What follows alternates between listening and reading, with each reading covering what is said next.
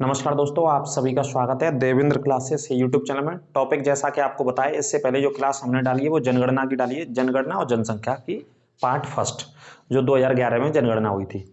जैसा कि मैंने आपको बताया कि ये भैया टॉपिक बड़ा है तो इस वजह से कवर नहीं हो रहा है क्लास में, तो दूसरी वीडियो है आज जनगणना की। ठीक है, जिन्होंने पहली क्लास नहीं देखी है वो पहली क्लास अवश्य देख लें प्ले लिस्ट में जाकर के, तो दूसरी क्लास भी बहुत अच्छे से समझ में आएगी आपको। नहीं, पहली नहीं देखेंगे तो दूसरी फिर आपके ऊपर होके निकल जाएगी क्लास, है ना, कि दूसरी में मैं क्या बताना चाह रहा हूँ। तो ये दूसरी भी हमारी 2011 की जनगणना की क्लास है, बहुत मोस्ट इंपोर्टेंट। और इस क्लास में ज्यादातर केंद्र शासित राज्यों की चर्चा करेंगे हम, है ना। तो आप ऊपर जब नोट्स बनाएंगे तो हेडिंग डालेंगे जनगणना 2011 केंद्र शासित राज्यों के विषय में पूरी जानकारी हम आपको देंगे। ठीक है, जितने भी प्रश्न केंद्र शासित राज्यों से आसपास के जितने भी 8-7 साल में एग्जाम्स हुए तो भैया उस विषय में मैं इस क्लास को रखूंगा। और फिर एक तीसरी क्लास भी आएगी जनगणना की। अब तीन तीन क्लास हमें बनानी पड़ेंगी, उसका कारण है क्योंकि टॉपिक बहुत बड़ा है। और तीसरी जो क्लास बनेगी वो बनेगी उत्तर प्रदेश स्पेशल की, यूपी स्पेशल की जनगणना की डेटा पूरे 75 जिलों के 18 मंडलों के मैं आपको लेकर के तीसरी क्लास में आऊंगा। तो अभी ये भारत की जनगणना है तो इसे आप समझ लेते हैं और अंत तक वीडियो में बने रहेंगे। और पहली क्लास को प्लेलिस्ट में जाकर के देखिए, नोट्स बनाइए, उसके बाद इसे समझ लीजिए, है ना। तो ये पूरा कोशिश करिए, एक ही इन दो वीडियो में पूरा निचोड़ है लगभग, जितने भी प्रश्न पूछे गए उम्मीद है कि इससे बाहर नहीं जाएगा। चैनल पर यदि आप नहीं जुड़े तो चैनल को सब्सक्राइब अवश्य करें, अपने दोस्तों के साथ शेयर भी करें चैनल को। तो देखिए पहला पॉइंट, केंद्र शासित राज्यों का पूरा ये हमने पार्ट लिखा है और इसमें जनजातियों के बारे में भी बताएंगे। तो जनगणना क्लास सेकंड है, ये पार्ट सेकंड है। ठीक है, तो देखो सबसे पहले बात करते हैं जनसंख्या की, बात कर रहे हैं जनसंख्या की दृष्टि से शीर्ष राज्य कौन से, केंद्र शासित राज्यों की बात कर रहे हैं। शीर्ष का मतलब हो गया सबसे बड़ा राज्य। जनसंख्या की दृष्टि से भारत के सबसे बड़े राज्य जिनमें सबसे ज्यादा जनसंख्या रहती है केंद्र शासित राज्यों में। कैसे राज्यों में? यूटी, यूनियन टेरिटरी वाले राज्यों में। इंग्लिश में यूटी भी बोल देते हैं, यूनियन टेरिटरी मतलब ऐसे राज्य जिन पर भारत सरकार शासन करती है। केंद्र शासित राज्य कौन से राज्यों को कहते हैं? कुछ राज्यों की संख्या ऐसी है हमारे भारत में, 6 या 7 राज्य ऐसे हैं जो केंद्र शासित राज्य हैं, जिनमें जो शासन रहता है वो केंद्र सरकार का रहता है। केंद्र सरकार उन राज्यों में उपराज्यपाल नामक एक पद के संवैधानिक अधिकारी को बिठा देती है और उपराज्यपाल वहां पर शासन को संचालित करता है। सारी सुविधाएं जो हमें भारत सरकार की सेवाएं मिलती हैं वही सारी सुविधाएं वहां पर भी लागू रहती हैं, बशर्ते वहां पे उपराज्यपाल के द्वारा सारा काम होता है। और जो केंद्र शासित राज्य नहीं होते, जो कॉमन राज्य होते हैं, जैसे यूपी हो गया, बिहार हो गया, एमपी हो गया, इनमें मुख्यमंत्री के द्वारा संचालित होते हैं सारे काम, है ना। तो केंद्र शासित राज्यों के जनगणना के जो पॉइंट हैं 2011 के वो डिस्कस करते हैं। तो सबसे बड़ा जो राज्य जनसंख्या के हिसाब से वो दिल्ली है, पहले स्थान पर, है ना। दिल्ली की सबसे ज्यादा जनसंख्या है। दिल्ली कैसा राज्य है? केंद्र शासित राज्य है। दिल्ली और पांडिचेरी दोनों केंद्र शासित राज्य हैं और दोनों में सरकारें भी चुनी जाती हैं। इन दोनों के लिए विशेष एक संविधान संशोधन किया गया था, उसके बाद इनमें विधानसभाओं का निर्माण हो गया था। तो विधानसभा जब बना दी गई तो चुनाव भी होते हैं और मुख्यमंत्री भी चुने जाते हैं, है ना। तो ये भी पॉइंट आप नोट करना। लेकिन वैसे कायदा से अभी भी केंद्र शासित राज्य के अंतर्गत ही आते हैं। तो सबसे ज्यादा जनसंख्या दिल्ली में, दूसरे स्थान पर चंडीगढ़ में रहती है और तीसरे स्थान पर पांडिचेरी में। ये 3 केंद्र शासित राज्य जो सबसे ज्यादा जनसंख्या इनमें निवास करती है। ठीक है, नोट करते चलिएगा। दूसरे मुद्दे की बात करते हैं, जनसंख्या दशकीय वृद्धि दर। जनसंख्या दशकीय वृद्धि दर, सबसे ज्यादा दशकीय वृद्धि दर कौन कौन से राज्यों में हुई? जैसे कल मैंने पढ़ाया था, भारत में सबसे ज्यादा दशकीय वृद्धि दर मेघालय राज्य में हुई है। 10 साल के अंदर सबसे ज्यादा जनसंख्या कहां पे बढ़ी है? मेघालय में। ऐसे केंद्र शासित राज्यों में सबसे ज्यादा जो दशकीय वृद्धि दर हुई है वो कौन से राज्य में हुई है? दादर नागर हवेली में। लगभग 55% जनसंख्या बढ़ी यहाँ की 10 साल में। उसके बाद दमनदीव राज्य है और तीसरा है पांडिचेरी। दमनदीव में 53% जनसंख्या बढ़ी और पांडिचेरी में 28%, 28%। तो सबसे ज्यादा दशकीय वृद्धि केंद्र शासित राज्यों में दादर नागर हवेली, नोट कर लीजिएगा 2011 के जनगणना के हिसाब से। ठीक है, अगला पॉइंट बात करते हैं, न्यूनतम सबसे कम जनसंख्या वृद्धि कहां पे रही? तो न्यूनतम दशकीय वृद्धि दर रही साहब लक्षद्वीप में, उसके बाद अंडमान निकोबार में और उसके बाद चंडीगढ़ में। 3 राज्य तो याद करने, तीनों में आप पहला ही पढ़ लेना केंद्र शासित राज्यों में। क्योंकि प्रश्न जो पूछ लिया जाता है वो हमसे सामान्य राज्यों का ही आ जाता है, केंद्र शासित राज्यों का बहुत कम ही देखने को मिलता है। लेकिन मैं इस वीडियो में इस जनगणना के पॉइंटों में उनको भी आपको कवर कर रहा हूं। तो आप छोड़िए मत अगर आपको जॉब चाहिए, क्योंकि एक एक नंबर इंपॉर्टेंट है, चाहे कोई भी पुलिस का पेपर हो आपका। तो सबसे कम वृद्धि लक्षद्वीप में, उसके बाद अंडमान और चंडीगढ़, ये तीनों राज्य। आगे बात करते हैं सबसे कम जनसंख्या वाले राज्य। यहाँ सबसे कम जनसंख्या रहती है तो लक्षद्वीप में रहती है। ये वाले हो गए सबसे ज्यादा वाले, दिल्ली चंडीगढ़ और पांडिचेरी में सबसे ज्यादा रहती है और सबसे कम जनसंख्या केंद्र शासित राज्यों में लक्षद्वीप में, उसके बाद दमन दीव में और उसके बाद दादर नागर हवेली में। ये दूसरा और ये तीसरा। ठीक है, तो पहला पहला याद रखना आप, इसमें आप पूरा मत पढ़िएगा लेकिन लिखो, सभी को लिखेंगे और रिवीजन करते रहेंगे तो कभी ऑप्शन आपके सामने आएगा तो 1 सेकंड में टिक लगाएंगे और आगे बढ़ेंगे आप एग्जाम पेपर के लिए। ठीक है, तो इस वजह से तो सबसे कम जनसंख्या लक्षद्वीप में रहती है जो कि अरब सागर में स्थित है, आपको पता ही है, जिसमें टोटल 36 द्वीप हैं। और किससे बना हुआ है? प्रवाल भित्ति से बना हुआ है। प्रवाल द्वीप क्या होते हैं? छोटे छोटे समुद्र के जीव होते हैं जो एक समय के बाद मृत होते जाते हैं और एक के ऊपर एक मृत होते जाते हैं, तो उनसे एक चट्टान सी बन जाती है, तो इसी को प्रवाल भित्ति बोल देते हैं। ऐसी चट्टान दुनिया की सबसे बड़ी ऑस्ट्रेलिया में पाई जाती है, जिसे ग्रेट बैरियर रीफ बोलते हैं। दुनिया की सबसे बड़ी प्रवाल भित्ति ऑस्ट्रेलिया में ग्रेट बैरियर रीफ है ना। तो लक्षद्वीप में सबसे कम, उसके बाद दमन दीव, उसके बाद दादर नागर हवेली। अब सबसे ज्यादा जनसंख्या वाले राज्य, जी डबल लिख गया साथ, सबसे ज्यादा जनसंख्या वाले राज्य कौन से हैं? दिल्ली, चंडीगढ़ और पांडिचेरी। ये दोबारा से रिपीट हो गया है ना, ये पहला वाला क्वेश्चन ही यहाँ पर रिपीट हो गया, दोबारा से नोट कर लीजिए, कोई बात नहीं। सबसे ज्यादा जनसंख्या दिल्ली में रहती है, उसके बाद चंडीगढ़ में रहती है, उसके बाद पांडिचेरी में रहती है, और सबसे कम जनसंख्या लक्षद्वीप में, दमन दीव में और दादर नागर हवेली में। न्यूनतम जनसंख्या घनत्व, सबसे कम जनसंख्या घनत्व कौन से राज्य में है? केंद्र शासित राज्य हैं ये सभी, अंडमान निकोबार में 46 लोग, और दूसरे नंबर पर दादर नागर हवेली। ठीक है, सबसे कम जनसंख्या घनत्व की हम बात कर रहे हैं। किसकी बात कर रहे हैं? सबसे कम जनसंख्या घनत्व की। ठीक है, दादर नागर हवेली, पहला अंडमान निकोबार, दूसरा दादर नागर हवेली की बात कर रहे हैं। और कॉमन राज्यों में मैंने बताया था जो केंद्र शासित राज्य नहीं, उनमें सबसे कम जनसंख्या घनत्व कौन से राज्य में था? ये कमेंट बॉक्स के माध्यम से बताओ यदि आपने पहली क्लास अच्छे से पढ़ी है तो। सबसे कम जनसंख्या घनत्व 2011 की जनगणना के हिसाब से कौन से राज्य में था? इसे कमेंट बॉक्स में फटाफट से बता दीजिए, आपको रिवीजन हो जाएगा। सबसे ज्यादा लिंगानुपात, जनसंख्या घनत्व के बाद लिंगानुपात, तो कौन से राज्य में सबसे ज्यादा लिंगानुपात है? पांडिचेरी में। और दूसरा राज्य कौन सा? लक्षद्वीप। लिंगानुपात आप समझ ही रहे हैं, 1000 बालकों पर कितनी बालिकाएं जन्म लेती हैं? तो 1000 बालकों पर पांडिचेरी में 1037 बालिकाएं जन्म लेती हैं, तो 37 लड़कियां ज्यादा जन्म दर है। कहां पर? पांडिचेरी में। तो सबसे ज्यादा लिंगानुपात है 2011 की जनगणना के हिसाब से पांडिचेरी का। और पांडिचेरी एकमात्र ऐसा राज्य है जो 3 राज्यों में बटा हुआ है। कितने राज्यों में विभाजित है बेटा? 3 राज्यों में। इसे भी नोट करते चलना बेटा, जो जो मैं बताता चल रहा हूं उसे कहीं ना कहीं लिख लिया करो आप, है ना। ये जीएस का बहुत फेवरेट क्वेश्चन रहा है बहुत सारे एग्जाम्स का, कि भारत का एकमात्र राज्य जो 3 अलग अलग हिस्सों में बटा हुआ है, जिसका नाम है पांडिचेरी। 3 हिस्सों में कैसे? पांडिचेरी का जो एक जिला है वो तमिलनाडु में है, एक जिला आंध्र प्रदेश में और एक जिला केरल में। ठीक है, ऐसे करके 3 राज्यों में बटा हुआ पांडिचेरी ब्रिटिश काल के समय से। ठीक है, इस बात को याद रखना। तो सबसे ज्यादा लिंगानुपात मतलब लड़कियों की, बालिकाओं की जन्म दर ज्यादा है दोनों में, पांडिचेरी और लक्षद्वीप में। ठीक है, न्यूनतम लिंगानुपात कहां पे है? जो क्वेश्चन पूछा गया है, जो पूछे गए कहीं ना कहीं एग्जाम में, तो खैर सभी के सभी 2011 से अब तक आप समझ रहे हैं, पिछले 10 साल में कहीं ना कहीं पूछे ही है पेपरों में। सबसे कम लिंगानुपात दमन दीव का है, नोट कर लेना, फिर दादर नागर हवेली का और फिर चंडीगढ़ का। सबसे कम लिंगानुपात है इन राज्यों का। सबसे कम का मतलब हो गया 1000 बालकों पर लगभग 618 का अनुपात है, 618 का, यहां तक मुझे याद है, लिख लेना। दमन दीव में 1000 बालक जन्म ले रहे हैं, तो लड़कियां कितनी जन्म ले रही हैं? 618, तो बहुत कम है, आप समझ रहे हैं। वैसे हरियाणा में भी कितना है? 879 के आसपास है ना। भारत के सामान्य राज्यों में बात करें तो सबसे कम लिंगानुपात हरियाणा में है और सबसे ज्यादा लिंगानुपात केरल में और तमिलनाडु में और कर्नाटक में, दक्षिण भारत वाले राज्यों में, है ना। वो भी पॉइंट याद करते चलिए। और इधर केंद्र शासित वाला राज्य, सबसे ज्यादा शिशु की बात करते हैं, जो छोटा बच्चा होता है उसके हिसाब से भी लिंगानुपात के डाटा आते हैं। शिशु के हिसाब से जो बच्चा जन्म लेता है, जन्म के 5 साल तक की जो आयु होती है, उस डाटा को भी सरकार लेती है जनगणना में। बालक और बालिकाओं के हिसाब से तो शिशु में पढ़ते हैं, 3 साल की मेरे ख्याल से क्राइटेरिया इसमें लेते हैं। तो सबसे ज्यादा शिशु लिंगानुपात कौन से राज्य में? अरुणाचल प्रदेश में। यहाँ पे 972 का अनुपात है, 1000 पे 972 का अनुपात है। इसके बाद मिजोरम में। ठीक है, तो शिशु लिंगानुपात याद रखना, अरुणाचल प्रदेश और मिजोरम में सबसे ज्यादा है केंद्र शासित राज्यों में। बेटा शुरू में बताया केंद्र शासित राज्य की क्लास है। अगला पॉइंट है सबसे ज्यादा शिशु लिंगानुपात, ये दोनों में सबसे ज्यादा लिख रखा है। अच्छा ठीक है, सबसे ज्यादा शिशु लिंगानुपात वाला ये राज्य हो गया अंडमान निकोबार और ये पांडिचेरी। ये राज्य है बेटा केंद्र शासित, ये राज्य केंद्र शासित हैं। और ये जो ऊपर का जो पॉइंट है ये सामान्य राज्य वाला पॉइंट है ना, ये केंद्र शासित वाला डाटा नहीं है, ये वाला।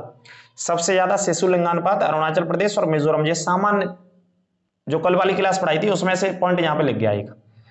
लेकिन केंद्र शासित में अगर ये प्रश्न आए तो अंडमान निकोबार और पांडिचेरी। ठीक है, अब बात करते हैं, आगे आ जाइए। सबसे ज्यादा साक्षरता, साक्षरता की कल शायद मैं नहीं बता पाया था, तो साक्षरता का अब नोट कर लीजिए। भारत में सबसे ज्यादा जो पढ़े लिखे हैं साक्षरता है वो कौन से राज्य में? केरल में 94% साक्षरता है। यहाँ पे डाटा भी लिख लो आप, 94%। यदि 100 बच्चे हैं तो 100 में से 94 पढ़ रहे हैं भैया केरल के अंदर। मान के चलो 100 बच्चा वहां पे जन्म ले रहे हैं, जन्म के बाद आगे पढ़ाई कर रहे हैं, तो 100 में से 6 बच्चा ऐसे हैं जो ना पढ़ पा रहे किसी ना किसी कारणों से। 94 बच्चे अवश्य पढ़ रहे हैं वहां पे, तो 94% साक्षरता केरल की। उसके बाद दूसरे स्थान पे 91% साक्षरता है मिजोरम की। देखो कभी कभार पेपरों में क्या होता है, हमने रट लो साहब, धुआंधार रट लो, एक ही पॉइंट बेटा रट लिया हमने कि सबसे ज्यादा जो साक्षरता है वो कौन सी जगह? केरल की है, 2011 की जनगणना के हिसाब से, दक्षिण भारत का राज्य। ठीक है, तो केरल ही दिमाग में चल रहा है हमारा, और हम सोच के जा रहे हैं केरल ही आवे वो। लेकिन पेपर वाला थोड़ा एक स्टेप आगे भी चला जाता कभी कभी, और उसने पूछ लिया कि सबसे ज्यादा साक्षरता दर बताइए भारत की 2011 की जनगणना के अनुसार इनमें से कौन से राज्य में है। अब केरल तो ऑप्शन में नहीं आया, ऑप्शन कहां से शुरू कर दिए उसने? मिजोरम से। मिजोरम से शुरू कर दिए, मिजोरम के बाद गोवा भी लिख दिया, और गोवा के बाद कुछ और राज्य लिख दिए उसने, है ना, जैसे राजस्थान, बिहार, मध्य प्रदेश, कुछ भी लिख सकता है वो। तो आपको 2 राज्य या एट लास्ट साक्षरता, जैसे चूंकि साक्षरता आप समझ रहे हैं, साक्षरता 1 2 3 राज्य तो आपको याद करने ही करने हैं इसमें, लिटरेसी में, भारत की साक्षरता में। तो पहला केरल जो कि दक्षिण का राज्य है, दूसरा मिजोरम जो कि पूर्व का राज्य है, और तीसरा गोवा जो कि पश्चिम का राज्य है। दिशाओं के हिसाब से याद कर लो, शॉर्ट ट्रिक के हिसाब से याद कर लो, भूगोल के हिसाब से याद कर लो, जैसे लगे वैसे याद कर लो। आपको जीएस में शॉर्ट ट्रिक कुछ नहीं होती, पूरा कॉन्सेप्ट होता है, कॉन्सेप्ट से ही हम पूरा आपको याद करा देंगे और रटा देंगे। तो तीसरा राज्य कौन सा है? गोवा हो गया भाई साहब। ठीक है, गोवा में 88% साक्षरता है, मिजोरम में 91% जो कि उत्तर पूर्वी राज्य है, 7 सिस्टर वाले राज्यों में आता है, और केरल में 94। सर्वाधिक साक्षरता केंद्र शासित प्रदेश में कौन सी जगह? केंद्र शासित प्रदेश में बात करें तो लक्षद्वीप में सबसे ज्यादा पढ़े लिखे हैं, और दूसरे नंबर पर दमनदीप में सबसे ज्यादा पढ़े लिखे हैं। लक्षद्वीप और दमनदीप में सबसे ज्यादा साक्षरता केंद्र शासित राज्यों में बेटा, है ना। लिखते चलो, नोट करते चलो, क्वालिटी बढ़ा करके देख लेना, थोड़ा सा नेट लगेगा तो साफ दिखेंगे एक एक पॉइंट आपको। कोई शक समस्या हो तो जनगणना के डाटा को लेकर के, यदि आपने कहीं से कैसे भी कोई पढ़ रखा हो, छूट रहा हो मेरे से, तो आप कमेंट के माध्यम से बता सकते हैं। उसे अगली क्लास में जो यूपी स्पेशल क्लास पढ़ाएंगे उसमें शामिल कर देंगे, यूपी स्पेशल जनगणना पढ़ाएंगे एक क्लास में। ठीक है, आगे बात करते हैं सबसे ज्यादा स्त्री साक्षरता की। भाई पुरुषों की तो बात लगातार कर रहे हैं, पुरुषों की साक्षरता केरल में सबसे ज्यादा है, तो सबसे ज्यादा स्त्री साक्षरता कहां है भारत में? महिला कहां पे पढ़ी लिखी है सबसे ज्यादा? सरकार भी जोर दे रही है, तो वही सेम राज्य है, केरल, मिजोरम और गोवा। स्त्री साक्षरता भी इन्हीं तीनों राज्यों में सबसे ज्यादा है। केरल में 92%, मिजोरम में 89 और गोवा में 84। डाटा कभी नहीं पूछेगा आपसे, बिल्कुल डाटा नहीं आएगा कोई परसेंटेज में, आप सिर्फ राज्यों को रट लेना, राज्यों को याद कर लेना जो मैं पढ़ा रहा हूं। डाटा तो मैंने जानकारी के लिए वैसे लिख दिया आपको। तो सबसे ज्यादा स्त्री साक्षरता भी उन्हीं 3 राज्यों में। न्यूनतम सबसे कम स्त्री साक्षरता, इसे नोट कर लेना, very very important, very very important. जो सबसे ज्यादा है तो वो तो कॉमन ही है, राज्य है ना, केरल है, मिजोरम है और गोवा है। केरल, मिजोरम और गोवा, मतलब दक्षिण भारत का केरल, और मिजोरम उत्तर पूर्व का राज्य, और गोवा पश्चिमी राज्य, पश्चिमी घाट का राज्य। ठीक है, कर्नाटक का पड़ोसी राज्य। सबसे कम स्त्री पढ़ी लिखी कहां पे 2011 के हिसाब से? तो बिहार नंबर 1 पे, राजस्थान नंबर 2 पे, दोनों राज्य ने रटो। तीसरा भी रटो झारखंड, चौथा रटो कश्मीर, और 5वां जरूर रटो। 1 2 3 4 5 राज्य लगे, 5वें नंबर पे है यूपी। यूपी तो भाई पढ़ना पड़ेगा, जहां में आपको पहला भी पढ़ना पड़ेगा और अपना भी पढ़ना पड़ेगा। यूपी का तो यूपी की क्लास में बताएंगे। इधर यूपी का डाटा 5वें नंबर पे है तो मैंने ले लिया है। उत्तर प्रदेश भारत में 5वें स्थान पर है स्त्री साक्षरता में, महिलाओं की साक्षरता दर में। 57% महिलाओं की साक्षरता दर है उत्तर प्रदेश में 2011 की जनगणना में भाई साहब। ठीक है, कितनी है? 57%। अच्छा, उत्तर प्रदेश में तो प्रतिशत बिल्कुल पूछे गए आज तक ऑप्शन देके कि बताइए कितना प्रतिशत महिला साक्षरता है उत्तर प्रदेश में, सॉरी, तो 57% है। इस पॉइंट को कंठस्थ कर लेना, ये नोट कर लेना, आगे यूपी स्पेशल आएगा तो उसमें भी ऐड कर लेना, याद हो जाएगा, रट जाएगा। लेकिन सबसे कम स्त्री साक्षरता बिहार में, उसके बाद कौन से राज्य में? झारखंड, माफ कीजिए राजस्थान में, उसके बाद कौन से में? झारखंड में, उसके बाद कौन से में? कश्मीर में। इन राज्यों में सबसे कम स्त्री साक्षरता। और उत्तर प्रदेश 5वें स्थान पे। पहला भी याद रखो और अपना यूपी याद रखो अगर बीच के नहीं पढ़ पाए। अरे अपना पड़ोसी भी तो याद रखो, राजस्थान अपना पड़ोसी है। राजस्थान में सबसे कम स्त्री साक्षरता दूसरे स्थान पे है इंडिया में, ठीक है। आगे बात करेंगे सबसे ज्यादा अंतर कहां पे स्त्री पुरुष साक्षरता में। अंतर वाला क्वेश्चन भी बता दिया, डिफरेंस कहां पे। जैसे मान लो पुरुषों की तो ज्यादा है, 80% साक्षरता है, और स्त्रियों की साक्षरता की बात करें तो 50 है, तो कितने का 30 का डिफरेंस आ गया कि नहीं आएगा। उसी अंतर की हम बात कर रहे हैं कि पुरुष ज्यादा पढ़े लिखे, स्त्री कम पढ़ी लिखी, या महिलाएं कम पढ़ी लिखी, तो अंतर का भी प्रश्न आता बेटा। तो 2011 की जनगणना के अनुसार जो अंतर है वो अंतर सबसे ज्यादा कहां पे है, राजस्थान में। उसके बाद कहां पे, झारखंड में, फिर जम्मू कश्मीर में, छत्तीसगढ़ में, ठीक है। तो पहला याद रखना आप, सबसे ज्यादा पुरुष और स्त्री का जो अंतर है वो राजस्थान में ज्यादा गैप है। मतलब कहने का मतलब पुरुषों पर ज्यादा ध्यान दिया गया, पुरुषों की साक्षरता पर ज्यादा ध्यान दिया गया, या बच्चों की साक्षरता पर कंपेयर टू तुलनात्मक अध्ययन में महिलाओं की साक्षरता पे।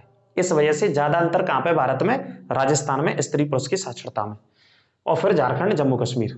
नोट कर लेना, उच्च साक्षरता दर वाले जिले जो भारत के जिले हैं, टॉप जिले पूरे भारत में 2011 की जनगणना के हिसाब से लगभग 647 जिले, 47 या 646 जिले थे।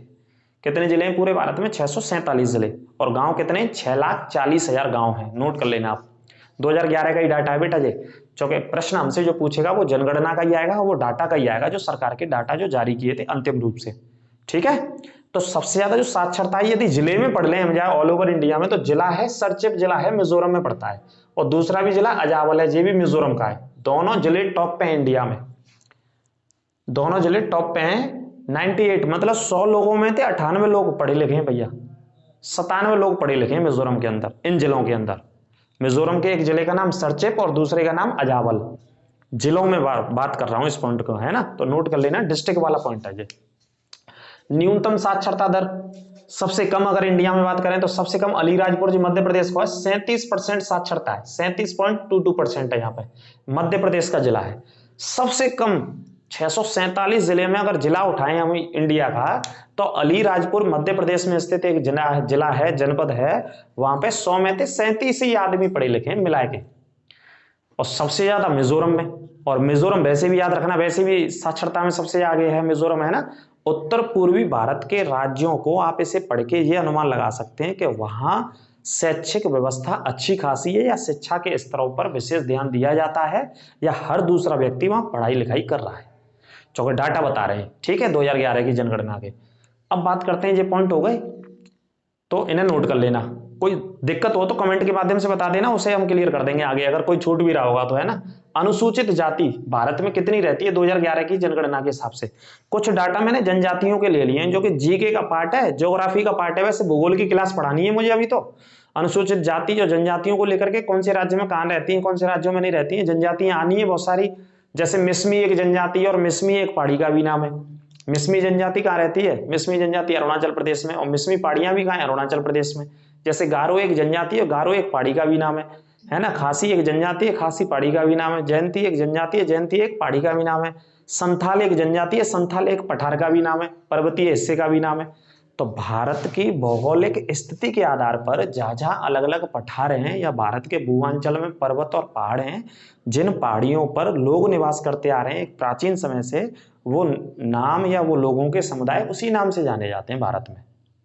आप गौर करेंगे तब मैं पढ़ाऊंगा इस क्लास को, है ना, क्योंकि मैंने पहाड़ियां आपको पढ़ा दी पूरी, और जब जनजातियां मैं लिखा रहूंगा तो बहुत मैच करेंगी जनजातियां उन्हीं नामों से जो पहाड़ियों वाले नाम है।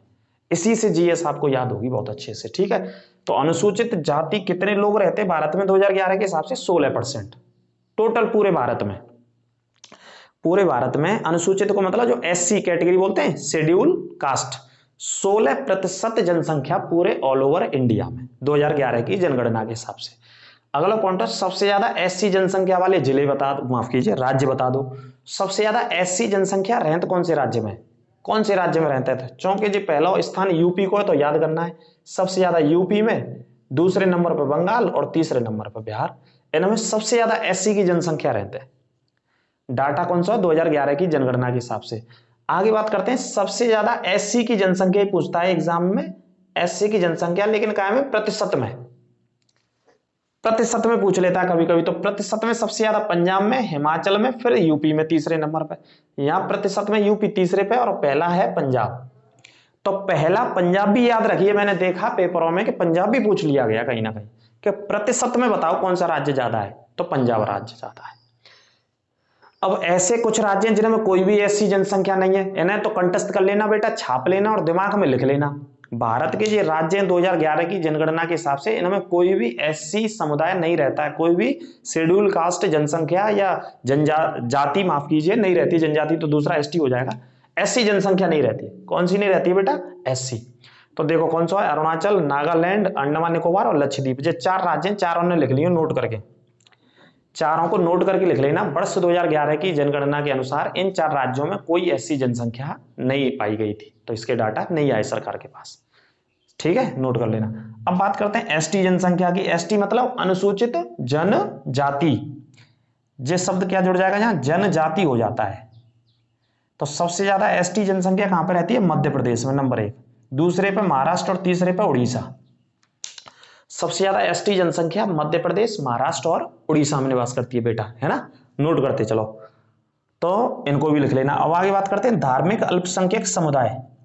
2011 की जनगणना के हिसाब से जो धार्मिक अल्पसंख्यक हैं, धार्मिक जैसे मुस्लिम धर्म के लोग हैगे, बौद्ध धर्म के लोग हैगे, जैन धर्म के लोग हैगे, पारसी धर्म के लोग हैगे, ईसाई धर्म को मानने वाले लोग हैगे, सिख धर्म को मानने वाले लोग हैगे। तो जो धार्मिक अल्पसंख्यक है मतलब धर्म के आधार पर कम संख्या में रह रहे हैं। भाई हिंदू को तो नहीं लेंगे हम इसमें, धर्म तो हिंदू भी है एक सनातन धर्म के अंतर्गत, लेकिन वो क्या है, बहुल संख्या वाला देश है ये तो हमारा। आदिकाल से, प्राचीन काल से, वैदिक सभ्यता से सबसे ज्यादा जो जनसंख्या रही है, या दिल्ली सल्तनत से, या अंग्रेजों के ब्रिटिश हुकूमत के समय से लें, या मुगलों से लें, तो भारत में किन की जनसंख्या सबसे ज्यादा रही है? हिंदुओं की सबसे ज्यादा जनसंख्या रही है, और आज भी हिंदुओं की संख्या सबसे ज्यादा है भारत में। तो वहां जो बात करिए डाटा में, वो काय की बात करिए, सिर्फ कम जनसंख्या वाले ऐसे लोग लेने जो कम जनसंख्या में रह रहे हैं लेकिन धार्मिक लोग हैं, अल्पसंख्यक बोलते हैं। आर्टिकल 25 में रहता है ये पॉइंट, अनुच्छेद 25 में धार्मिक अल्पसंख्यक, सॉरी माफ कीजिए 25 में नहीं, आर्टिकल 25 में धर्म की स्वतंत्रता का प्रावधान है। अबाध रूप से कोई भी व्यक्ति आर्टिकल 25 के हिसाब से धर्म को अबाध रूप से आचरण कर सकता है, मान सकता है, अपना सकता है, पूजा पद्धति में विश्वास कर सकता है। ये आर्टिकल 25 में लिखा है संविधान में, जो कि मौलिक अधिकार हैं। भाग 3 में पढ़ते हैं, 12 से 35 तक पढ़ा जाता है। अमेरिका के संविधान से मौलिक अधिकारों को हमने अपनाया हुआ है, फंडामेंटल राइट इनको कहा जाता है। इंग्लैंड के संविधान के इतिहास में इनको मैग्ना कार्टा के नाम से जाना गया। ठीक है, तो आर्टिकल 29 आतो है अल्पसंख्यक का। कौन सा अनुच्छेद आतो है? 29 संविधान में। खैर आगे बात करते हैं, तो कितने परसेंट लोग हैं? 19%। विश्व की जनसंख्या इस समय कितनी है बेटा? 8 अरब है इस समय जनसंख्या विश्व की। लिख लेना, विश्व की इस समय वर्तमान में जो जनसंख्या है वो कितनी है? 8 अरब 2022 में हो चुकी है, अब चल रही है 2023। ठीक है, आगे बात करते हैं। वर्ष 1804 में विश्व की जनसंख्या 1 अरब थी। 1804 में बेटा जब गणना करी गई, जो डाटा है हमारे पास वो 1804 से शुरू होकर के अब तक का डाटा है। 1804 में पूरी दुनिया की जनसंख्या 1 अरब के पास पहुंच गई थी। ठीक है, और वर्ष 2022 में जो दुनिया की जनसंख्या हो गई वो कितनी हो गई? 8 अरब पहुंच चुकी है। इसको भी लिख लेना आप, कितनी अरब हो गई है? 8 अरब वर्ष 2022 में, और पहला भी लिख लेना 1804 में।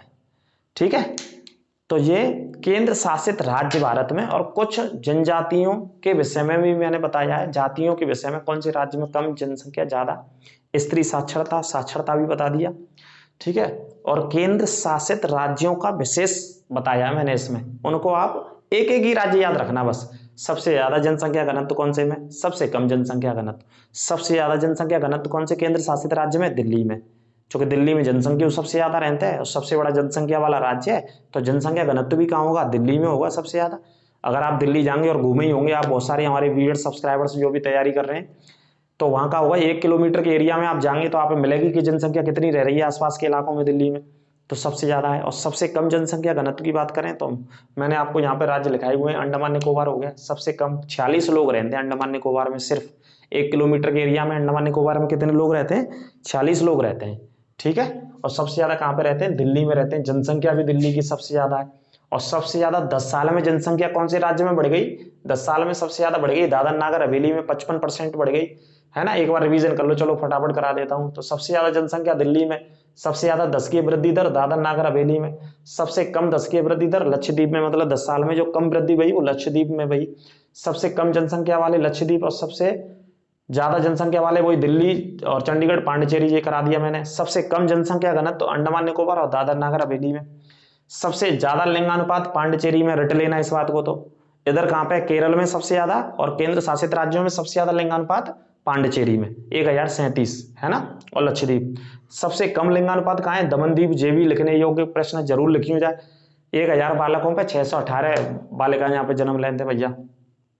सबसे ज्यादा शिशु लिंगानुपात अरुणाचल प्रदेश में, सबसे कम सबसे ज्यादा शिशु लिंगानुपात जे तो सामान्य राज्यों में हो गया, और केंद्र शासित राज्यों में अंडमान निकोबार। सबसे ज्यादा साक्षरता दर कहां पे, केरल में, मिजोरम में और गोवा में।